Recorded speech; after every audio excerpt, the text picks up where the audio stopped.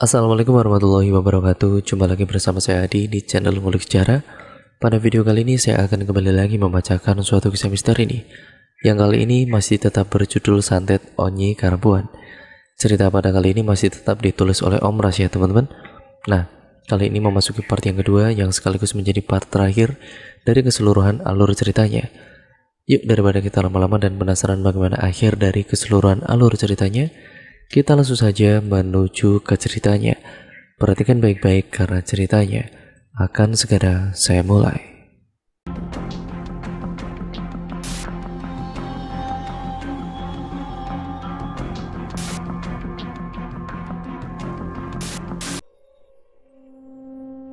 Sementara istri Amang Ciang menangis sesenggukan, malam itu mereka dihebohkan dengan teriakan istri Amang Ciang. Sontak saja mereka semua terbangun dan langsung berlari menghampiri teriakan tersebut. Amang Ciang sudah tergeletak di lantai dengan keadaan yang mengenaskan, sementara istrinya menangis histeris di pojokan ruang.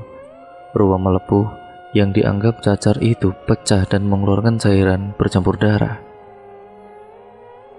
Dan yang paling mengerikan ternyata lepuhan itu rupanya berlubang hingga ke daging. Jelas itu bukan penyakit cacar biasa, mungkin benar dugaan kulak. Ada yang menyantet keluarga mereka, tapi entah olah siapa itu mereka tidak tahu. Kematian bersambung itu membuat keluarga mereka dipenuhi dengan kekhawatiran. Saat orang-orang tengah sibuk, Amang Kulak dan Amang Buto diam-diam pergi dari rumah. Mereka pergi untuk menemui Base atau Basi. Dan sekitar 1 jam lebih melewati sungai, mereka berdua pun sampai. Setelah mengikatkan tali cis pada panggar lanting, Amang Buto dan Amang Kulak naik ke atas dengan melewati tangga lempak. Panggar adalah balok kayu yang digunakan sebagai penahan pada lanting. Lanting sendiri adalah rumah di atas air, yang di bagian bawahnya diletakkan kayu bulat yang ringan dan juga hampur, agar bisa membuat rumah itu mengapung. Sementara tangga lempang adalah tangga khas suku Dayak yang terbuat dari kayu bulat dan dikempang tidak lebih besar dari kaki manusia. Bagi sebagian orang yang baru merasakan naik tangga lempang ini akan merasakan sangat kesulitan untuk naik ataupun turun. Beberapa ekor anjing tampak sedang duduk di halaman rumah yang cukup luas tersebut. Ayam dan babi juga dilepas bebas di sekitaran rumah. Mata keduanya tertuju pada seorang laki-laki berusia 40 tahunan yang sedang membuat bulu mandau atau hulu mandau. Hulu mandau atau kayu pegangan. Lelaki itu tersenyum menatap Amang Buto dan Amang Kulak.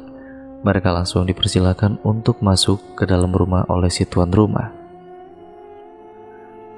"Maaf sekali ya, aku tidak hadir ke acara pemakaman keluargamu kemarin," ujar si lelaki itu membuka obrolan. Amang Buto dan Amang Kulak tersenyum. Mereka sudah tidak heran lagi kenapa Mbak Sii itu tahu tentang kematian Liao Cilik. Karena seperti yang mereka ketahui, Mbak Sii itu memang terkenal akan kesaktiannya. Liao artinya arwah atau almarhum. "Kami kesini sebenarnya mau menanyakan sesuatu dan meminta pendapat serta jalan keluar tentang apa yang sekarang ini tengah menimpa keluarga kami," ujar Amang Buto. "Ceritakan." Amang Buto pun menceritakan mulai dari awal acara pernikahan sampai ketika Amang Ciang mati mengenaskan, dengan seluruh permukaan kulit tubuhnya berlubang akibat ruam melepuh yang mereka kira adalah penyakit cacar. Onyi Karapun. Sepertinya ada yang berusaha menghancurkan seluruh keluarga berikut dengan anak keturunan kalian dengan santet. Nafas Amang Buto turun naik setelah mendengar perkataan Basi itu. "Apa yang harus kami lakukan sekarang?" Basi itu menggeleng pelan. Matanya menatap ke langit-langit rumah yang dipenuhi dengan sarang laba-laba. Cukup lama Amang Buto menunggu jawaban dari Basi tersebut. Hingga akhirnya, tidak ada yang bisa kalian lakukan selain menunggu giliran. Karena setelah jasad siang dikuburkan, akan ada satu lagi yang mati. Begitulah seterusnya sampai semua keluarga kalian habis. Ya, apa tidak ada solusinya? Tanya Amang Kulak gemetar. Aku tidak tahu kesalahan keluargaku apa, dan aku juga tidak tahu siapa orang yang dengan tega ingin menghabisi keluarga kami itu. Yang pasti aku tidak akan membiarkan santet yang sudah membunuh dua keluargaku, membunuh keluargaku yang lainnya lagi. Apapun itu, pasti akan aku lakukan demi menyelamatkan keluarga besarku, ujar Amang Buto.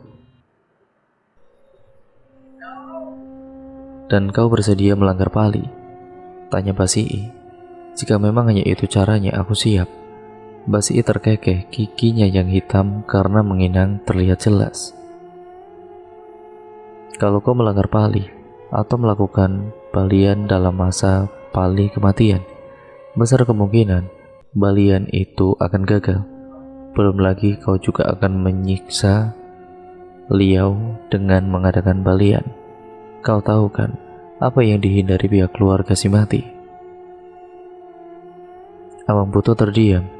Jadi memang tidak ada jalan keluar untuk masalah yang tengah menimpa keluarganya itu. Baiklah, kalau memang begitu aku hanya bisa pasrah, ujar Amang Buto pelan dan hampir tidak terdengar lagi.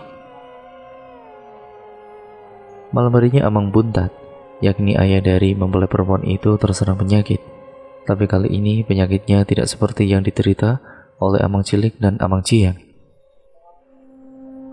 Amang Buntat langsung terjatuh setelah makan malam.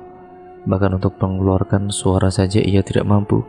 Saat tahu kabar itu, Amang Buto dan Amang Kulak bersikeras ataupun bergeras untuk membawa Amang Buntat ke rumah Basii.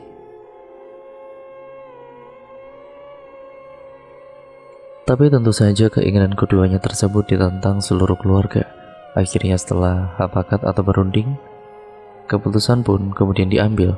Pagi-pagi sekali mereka akan membawa Amang Buntat berobat.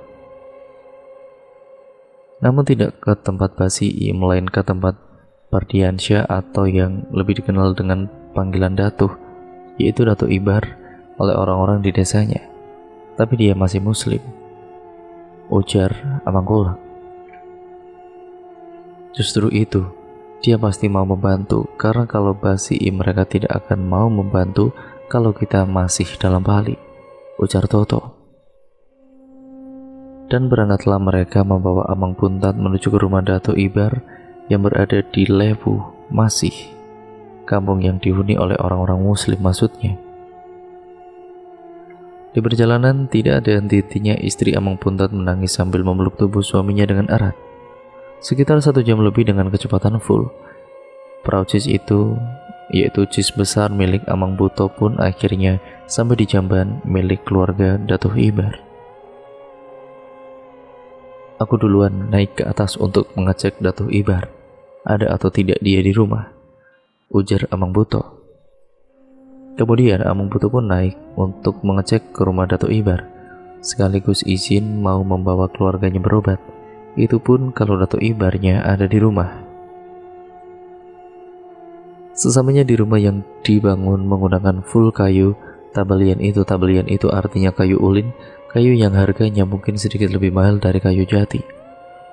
Amang Buto pun terlebih dulu mencuci kakinya sebelum naik ke atas teras rumah itu. Assalamualaikum, ucap Amang Buto dengan tubuh yang sedikit membungkuk. Waalaikumsalam, jawab Datuh Ibar dari dalam rumah. Langkah kakinya terdengar cepat menuju keluar. Kamu Bud, mari masuk. Aku baru pulang berburu, pergi dari 3 hari yang lalu, dan baru pulang hari ini. Ayo silakan kita makan ke dapur, kami masak daging bajang, ujar Datuh Ibar dengan hangat. Susu hambaruan. Sebenarnya aku kemari mau membawa keluargaku si Buntat. Dia sakit terkena kiriman orang. Astaga. Raut wajah Datuh Ibar terlihat serius mendengarkan cerita Amang Buto. Bawa saja dia kemari, ujar Datuh Ibar. Setelah Amang Buto selesai bercerita, Amang Buto bergegas menuruni tangga lempang. Lalu mereka bertiga memandu tubuh Amang Buntat menuju ke atas. Beberapa tetangga yang rumahnya berdekatan dengan Datuh Ibar nampak mendekat melihat ketiga lelaki itu memandu orang yang membawanya masuk ke dalam rumah Datuk. Di rumah, Datuk Ibar sudah menyediakan kasur untuk Amang Puntat. Setelah dikeluarkan dari tandu, Datuk Ibar nampak kaget melihat keadaan Amang Puntat pada saat itu. Tubuhnya mulai membiru dan juga menggigil. Datuk Ibar mengecek suhu tubuh Amang Puntat, lalu tangannya turun ke bagian leher kemudian dada, dan pada saat menyentuh dada Amang Puntat, Datuk Ibar langsung menarik tangannya dengan cepat, wajahnya menegang. Bagaimana? Tanya Amang Buto. Datuk Ibar mengangguk. Santet, jawabnya singkat. Amang Buto menarik nafas panjang. Apa Datuk bisa mengobatinya? Aku tidak bisa memastikan, tapi aku akan berusaha semampuku. Kalian beristirahat lebih dulu. Aku akan mencari bahan-bahan yang diperlukan untuk pengobatan malam ini, ujar Datuk Ibar. Sebelum pergi, ia juga menyuruh istrinya menyediakan makanan untuk tamu-tamunya. Amang Buto, Amang Kulak, dan Toto makan dengan lahap. Berbeda dengan istri Amang Puntat yang bahkan tidak bisa untuk menelan sebiji nasi pun, karena terus saja memikirkan nasib sang suami. Matahari mulai terbenam, cahayanya kuning sekali, atau yang disebut dengan senja bahenda. Konon jika terjadi senja bahenda seperti itu, tandanya akan ada yang mati berdarah. Bisa itu karena pembunuhan ataupun tabrakan, wallahu a'lam. Saat azan berkumandang, dari masjid yang berada tidak terlalu jauh dari rumah Datuk Ibar itu, Amang Buto menyuruh Kulak dan Toto untuk diam. Shh, hormati mereka yang sedang beribadah, bisik Amang Buto. Tidak harus darah untuk menjadi saudara, dan tidak harus agama untuk bisa kita saling menghormati. Keimanan, adab, dan ilmu itu satu paket.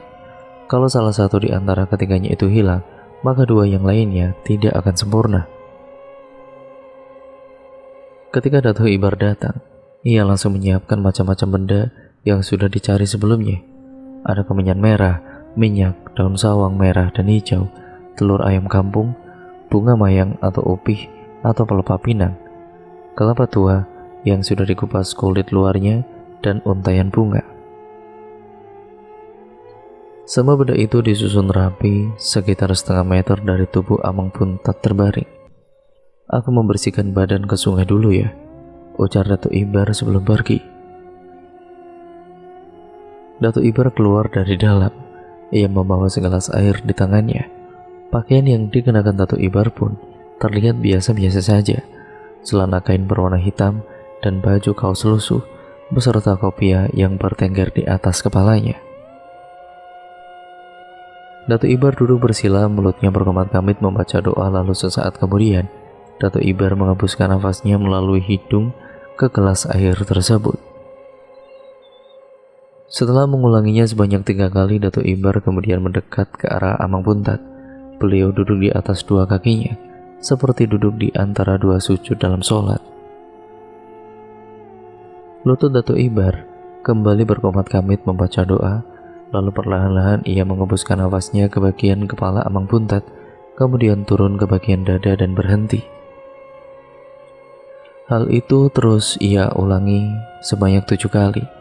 Setelah itu beliau melanjutkan dari bagian dada ke bagian kaki, dan itu pun juga sebanyak 7 kali. Lalu Datuk Ibar kemudian meraih gelas berisi air yang sebelumnya sudah didoakan tersebut. Ia meminumkan sedikit air pada Amang Puntat. Ia kemudian membasahi bagian kepala, tangan, dan kakinya. Setelah itu Datuk Ibar kemudian menyalakan api perapinnya sampai menjadi bara. Kemenyan merah yang sudah dihaluskan itu pun ditaburkan ke dalam wadah perapin. Apapun yang terjadi kepadaku, jangan pernah kalian ganggu, atau kalau tidak, sukmaku tidak akan bisa kembali ke tubuhku lagi, pesan Datuk Ibar pada keempat orang yang berada di sana. Setelah berpesan seperti itu, Datuk Ibar pun duduk bersila di atas upih atau pelepah pinang. Di tangannya Datuk Ibar juga memegang daun sawang. Amang Punto dan juga yang lainnya melihat dengan seksama Mereka duduk seperti sedikit lebih menjauh dari Datuk Ibar dan Amang Puntat berada, sekedar untuk berjaga-jaga agar mereka tidak melakukan kesalahan atau melanggar apa yang dipesankan oleh Datuk Ibar saat ritual itu dimulai nantinya. Aroma kemenyan semerbak memenuhi ruangan. Suara angin di luar sepertinya menandakan akan turunnya hujan. Datuk Ibar mulai berkomat-komit lagi, namun kini dengan kedua mata yang tertutup rapat. Upi atau pelepah pinang adalah kendaraan bagi Hambaruan atau Sukma untuk mengantarkannya ke tempat yang dituju. Tapi upi ini tidak semua dukun yang menggunakannya. Terkadang beberapa dukun lainnya diantarkan oleh sahabatnya atau makhluk dari alam lain yang memiliki hubungan erat dengannya. Sementara daun sawang itu perannya sebagai senjata tajam bagi dukun-dukun suku Dayak untuk melawan musuh bila terdesak. Luka yang diciptakan dari tebasan daun itu pada Sukma pun bisa mengakibatkan kematian pada raga kita. Sering kejadian yang seperti ini. Beberapa saat kemudian, Datuk Ibar berhenti berkomat-kamit. Beberapa menit berlalu, tidak ada kejadian apa-apa. Amang Puto dan yang lainnya pun sedikit lega, karena apa yang mereka rencanakan atau apapun yang mereka takutkan itu tidak terjadi. Namun baru saja bernafas lega, tiba-tiba sebutir telur yang berada di dalam wadah itu meletup seperti petasan yang membuat kaget Amang Puto dan yang lainnya. Tidak hanya sampai di situ saja, setelah keadaan sedikit lebih tenang, sebutir telur kembali meletus dengan sangat nyaring. Tubuh Amang Puntat yang terbaring di atas kasur itu tiba-tiba saja menggigil hebat, membuat sang istri ingin mendekat, tapi dihalangi oleh Amang Kulat. Tidak lama kemudian, tubuh Amang Puntat perlahan-lahan berhenti menggigil, namun kini gantian tubuh Datuk Ibar yang bergetar, bahkan sampai-sampai upi yang cukup kuat itu pun menjadi sobek. Daun sawang hijau di tangan kiri Datuk Ibar terbelah dengan sendirinya, sementara yang merah di tangan kanan masih terus bergoyang-goyang. Beberapa saat kemudian keadaan kembali tenang. Perlahan-lahan Datuk Ibar membuka matanya, nafasnya terengah-engah. Amang Puto mendekat, siap-siap mau bertanya, tapi belum sempat ia bertanya Datuk Ibar sudah berbicara. Apa yang dikatakan Basii tentang santet Onyi Karabun itu benar, dan santet yang dikirimkan pada keluarga besar kalian ini tujuannya memang untuk menghabisi kalian satu persatu, ujar Datuk Ibar seraya menghela nafas panjang. Dendam yang dipendam selama berpuluh-puluh tahun itu mereka lepaskan dengan tujuan menghancurkan keluarga kalian. Siapa orangnya yang mengirimkan santet itu, Datuk? Karena rasanya keluarga kami tidak pernah melakukan apapun yang bisa menyakiti hati orang lain, ujar Amang Puto. Sebenarnya aku kurang nyaman untuk menceritakan ini, tapi kurasa kalian harus tahu agar tidak terjadi salah paham antara kalian sekeluarga, karena kalian hanyalah korban, ujar Datuk Ibar. Sewaktu muda Liau kakekmu adalah seorang yang baik. Tapi di balik kebaikannya itu ada sifat kurang bagus yang ia miliki, dan karena sifatnya itu dia membuat dua saudara kandung menjadi saling bunuh. Karena membunuh saudaranya sendiri, orang itu diusir dan dianggap lagi, ataupun tidak dianggap lagi maksudnya, di keluarganya. Dicap buruk oleh orang kampung, bahkan tidak ada satupun orang yang percaya dengan apa yang ia katakan, meski ia sudah mengatakan yang sebenarnya. Itulah sebabnya dia menyimpan dendam pada Liau kakekmu. Tapi, kalau kejadian itu sudah lama, kenapa baru sekarang kami terkena santet? Dan kalau memang tujuannya untuk balas dendam pada Liau kakek, kenapa tidak sedari kakek yang masih hidup dulu? Karena sekarang mereka ada celah untuk masuk ke keluargamu dengan menghancurkan seluruh anak keturunan Liau kakekmu, tentu akan membuat Liau tersiksa di sana. Bukankah kepercayaan kalian seperti itu? Amang Puto mengangguk dengan pelan. Ia mengalihkan pandangannya ke arah Amang Puntat. Lalu bagaimana Puntat? Tanya Amang Buto. Aku yakin dia akan sembuh, jawab Datuk Ibar. Tunggu, kata Datuk tadi. Mereka ada celah masuk ke keluarga kami. Siapa yang akan Datuk maksudkan? Dan siapa orangnya? Tanya Amang Kulak. Datuk Ibar tersenyum kecut. Dari raut wajahnya sangat terlihat kalau dia tidak mau menjawab pertanyaan Amang Kulak. Siapa orang asing yang baru masuk atau baru menjadi bagian keluargamu? Ujar Datuk Ibar balik bertanya. Amang Buto ternganga. Begitupun juga dengan Amang Kulak, Toto dan istri Amang Puntat. Menantu Puntat. Datuk Ibar tidak menjawab. Beliau kemudian beranjak dari duduk, menaruh bunga mayang dan juga untayan bunga ke dalam ember kecil. Beliau mengisi ember itu dengan air dan kemudian mencampurkannya dengan minyak. Ember itu diletakkan di dekat Amang Puntat berbaring. Mulut Datuk Ibar berkomat-kamit seraya meniupkan nafasnya beberapa kali ke ember berisi air. Perlahan-lahan Datuk Ibar mengambil air dari dalam ember menggunakan tangannya, lalu ia usapkan air tersebut ke bagian kepala Amang Puntat hingga ke kakinya. Lalu setelah itu Datuk Ibar mengambil ayam kampung yang sudah disediakan. Ayam yang berada di pegangan Datuk Ibar itu kemudian diputar membentuk huruf O di atas tubuh Amang Puntat. Ayam tersebut mengeluarkan suara seolah kesakitan. Tidak beberapa lama kemudian, Datuk Ibar langsung berlari keluar untuk melepaskan ayam tersebut di halaman rumah.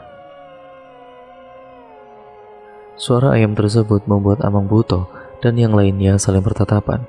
Saat Datuk Ibar masuk, ia mengambil secumput beras dan menggenggamnya dengan erat. Mulut Datuk Ibar kembali berkomat-kamit, lalu setelahnya beras itu ditaruh di atas kepala Amang Puntat. Kalian beristirahatlah dulu, karena semuanya juga sudah beres. Amang Buto dan yang lainnya menghela nafas lega. Urusan menantu Puntat itu nanti mereka akan uruskan setelah semuanya benar-benar aman. Keesokan harinya keadaan Amang Puntat mulai berangsur membaik. Biru di tubuhnya pun juga sudah memudar dan Amang Puntat juga sudah siuman, meski ia masih sangat lemas untuk bangun sendiri. Pada malam ketiga Amang Puntat berada di rumah Datuk Ibar. Ia dimandikan untuk menghilangkan sisa penyakit kiriman itu, sekaligus untuk memagarkan dirinya. Bagaimana di sana? Tanya Amang Buto ketika Toto kembali dari desa mereka. Aman, tidak ada yang meninggal lagi. Amang Buto menarik nafas lega. Untuk rasa terima kasih kami sekeluarga pada Datuk, kami menghadiahkan tanah atau tanah ladang yang kami punya yang di daerah K untuk Datuk, ujar Amang Buto. Dulu tanah atau ladang atau kebun di daerah sana memang tidak memiliki surat-surat resmi. Tapi meski begitu, tidak ada orang yang akan mengambil tanah itu ataupun mengakuinya. Apa itu tidak berlebihan sekali? Masalahnya, setauku tanah itu sangat luas. Amang Buto tersenyum. Ia tidak mengatakan apa-apa lagi. Nanti setelah ini, kita juga akan mengadakan acara hak angkatan Bahari, ujar Amang Kulak. Biasanya setelah sakit sembuh, maka mereka akan mengadakan acara hak angkat. Ya, bisa itu diangkat sebagai saudara, anak, ataupun orang tua. Dan itu sudah hampir menjadi keharusan bila berobat dengan suku Dayak. Di akhir cerita dikatakan bahwa menantu Amang Puntat tetap dibiarkan tinggal di tengah-tengah keluarga mereka dan tetap diperlakukan sebagaimana layaknya seorang menantu. Sebagai penebusan atas kesalahan kakek mereka di masa lalu, dan terlebih lagi mereka tidak ingin mengulang kesalahan yang sama, yang hanya akan melahirkan dendam-dendam lainnya pada anak keturunan mereka nanti. Dan cerita pun akhirnya selesai sampai di sini ya teman-teman. Terima kasih untuk kalian semua yang sudah menyimak video kali ini dan juga part yang kali ini. Dan inilah akhir kisah dari Santet Onyi Karapun itu. Ya intinya jangan sampai kalian menaruh dendam kepada siapapun. Dan nantinya akan kejadian yang seperti ini. Nah, untuk kalian yang belum menyimak part pertama, tolong simak dulu agar kalian mengerti keseluruhan alur ceritanya dari awal sampai akhir ya teman-teman. Terima kasih untuk kalian semua yang sudah menyimak video kali ini. Jangan lupa like, comment, dan share, serta subscribe channel ini, dan juga nyalakan tombol lonceng notifikasinya, agar kalian tidak ketinggalan video terbaru selanjutnya dari channel ini. Baik buruknya yang terkandung dalam cerita kali ini, kalian ambil yang baik-baiknya saja. Semoga banyak sisi positif yang dapat kalian ambil, dan buang sisi negatifnya ya teman-teman. Kurang lebihnya mohon maaf, sampai berjumpa di video terbaru selanjutnya dari channel Ngulik Sejarah. Wassalamualaikum warahmatullahi wabarakatuh.